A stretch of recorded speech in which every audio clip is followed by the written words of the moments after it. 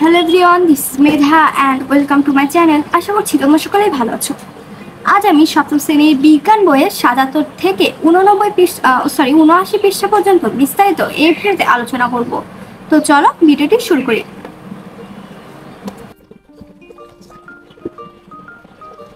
ভূমিকম্প ভূমিকম্প ভূমিকম্প একটি প্রাকৃতিক ঘটনা। পৃথিবীর অভ্যন্তরীণ গঠনের সাথে এটি সম্পর্কিত। এই অভিজ্ঞতায় আমরা ভূমিকম্পের কারণ উদ্ঘাটন করব।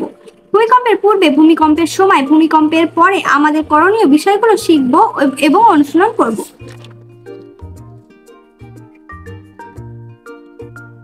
প্রথম সেশন।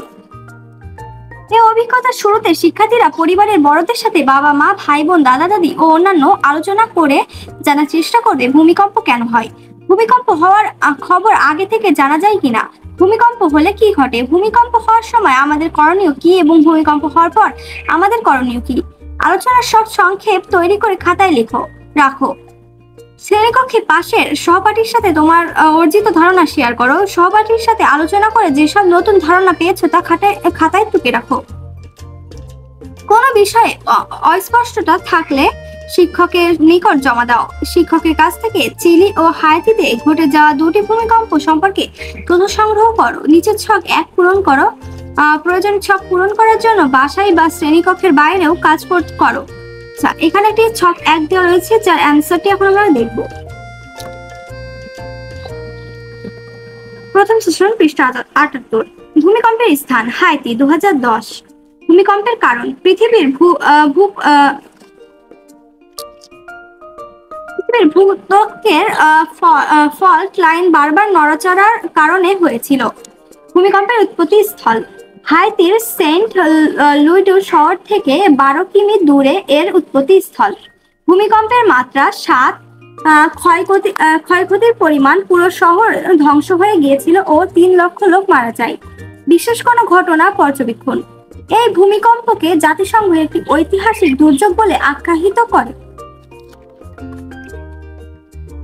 চিলি, 2014।